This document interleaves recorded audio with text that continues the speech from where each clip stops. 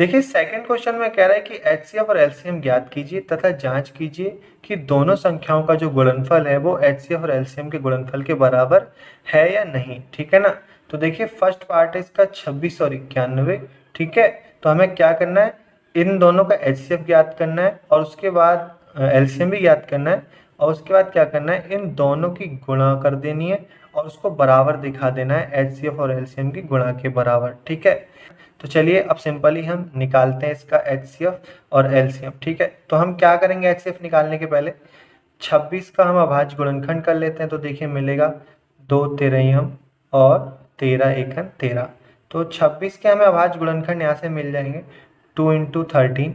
ठीक है, और 91 के देखिए हमें यहाँ से मिल जाएंगे 7 तेरहम और 13 सत्ते। ठीक है ना।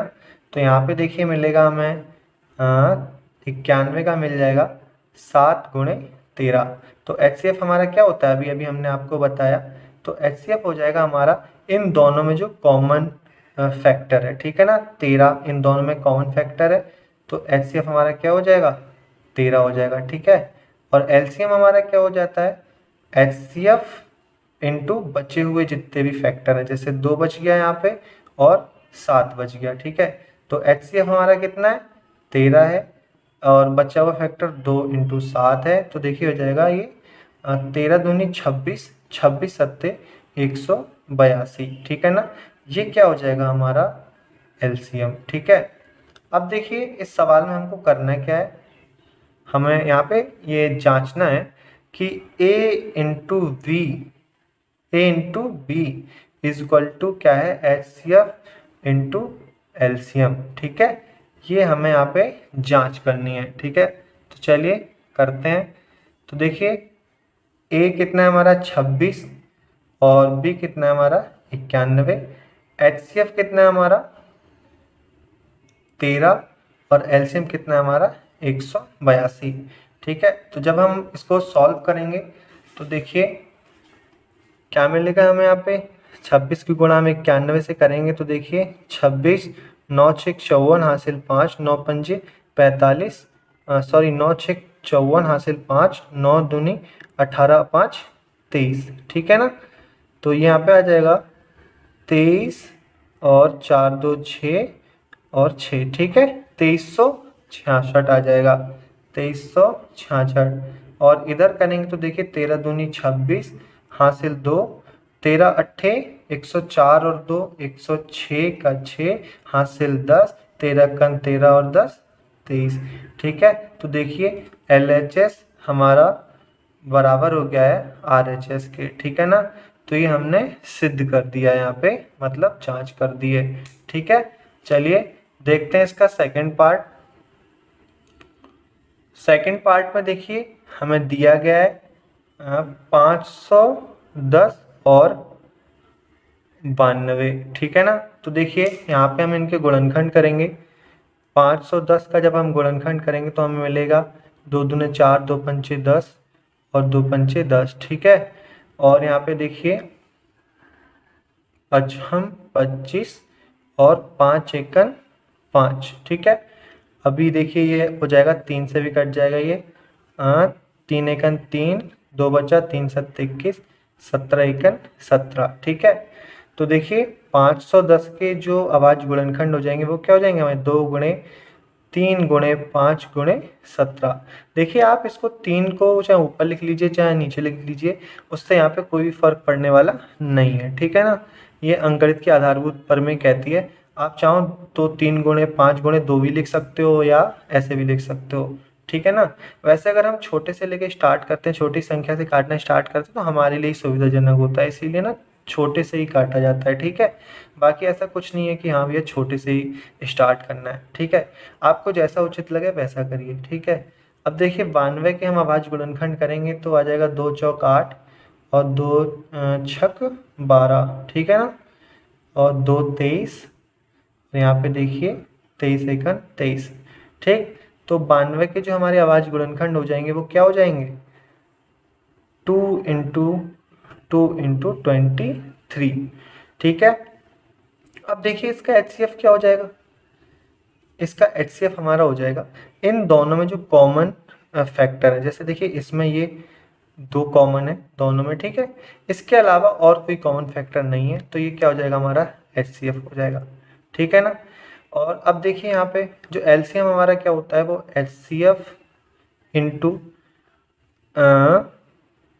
HCF इंटू बचे हुए सभी टर्म, जैसे 3 गुणे 5 गुणे 17 गुणे 2 गुणे 23, ठीक है ना। ऊपर देखिए 3 गुणे 5 गुणे 17 बचा है ना, 3 गुणे 5 गुणे 17 और नीचे 2 गुणे 23, ठीक है। और HCF कितना है हमारा 2। तो देखिए अब क्या हो जाएगा, 2 गुणे 3 गुणे 5 गुणे 17 गुणे 2 गुणा 23। तो देखिए 2 3 6 पंजे 30, ठीक है ना। 30 दूनी 60, ये हो जाएगा हमारा 60 इंटू 17 की हम इससे कर देंगे तो हो जाएगा 17 3 51, हासिल 5, 17 दूनी 34, है ना। 17 दूनी 34 और 5 39, ठीक है ना। अब ये देखिए हो जाएगा 6 6 6 नम 54, ठीक है। 6 नम 54 का 4 हासिल 5, 6 3 18 और 5 23, ठीक है। और जीरो हमारा हो जाएगा 23460। ये क्या हो जाएगा हमारा LCM हो जाएगा, ठीक है ना। अब देखिए हम क्या करेंगे, इनके आंसर की जांच करेंगे।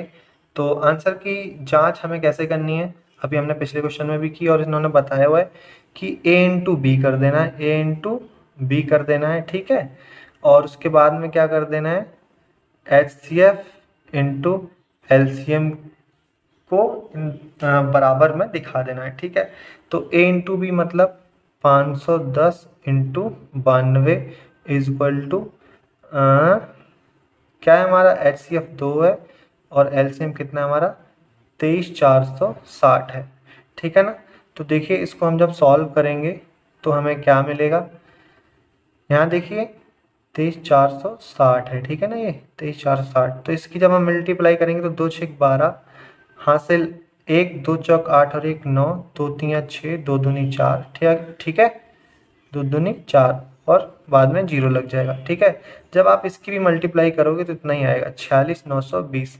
मैं अगर फिर से मल्टीप्लाई करूँगा तो आपका ज़्यादा टाइम जाएगा, लेकिन मैं एक बार चेक कर लेता हूँ कि ये सही है। 46920, जी हाँ ये सही है, ठीक है ना। आप मल्टीप्लाई कर लेना, अगर मैं भी करूँगा तो यहाँ पे आपका ज़्यादा टाइम जाएगा, ठीक है। LHS equal to RHS। चलिए देखते हैं इसका थर्ड पार्ट। थर्ड पार्ट है इसका 336 और 54, ठीक है ना। तो हम सबसे पहले क्या करेंगे, 336 के आवाज गुणनखंड कर लेते हैं। तो देखिए 2 एकन 2, 2 छक 12, 2 अट्ठे 16, ठीक है। 2 अट्ठे 16, 2 चौक 8, ठीक है ना। 2 चौक 8, 2 दूनी 4, 2 21, ठीक है। 3 सत्ते 21, 7 एकन 7। तो हमें यहाँ से 336 के आवाज गुणनखंड क्या मिल जाएंगे, 2 into 2 into 2 into 2 into 3 into 7, ठीक है ना। अब यहाँ पे देखिए 54 के हमें आवाज गुणनखंड क्या मिल जाएंगे, 2 दूना 4, 2 सत्ते 14, 3 एम 27, 3 तिया 9 और 3 एकन 3, ठीक है। तो हमें 54 के क्या मिल जाएंगे, 2 इंटू 3 इंटू 3 इंटू 3, ठीक है। अब देखो हम HCF याद करते हैं यहाँ पे। HCF क्या होता है हमारा, इन दोनों के जो गुणनखंड है उनमें जो कॉमन गुणनखंड होते हैं, ठीक है ना। तो देखो HCF हमारा क्या हो जाएगा, यहाँ पे देखो ये वाला पेयर कॉमन है, ठीक है।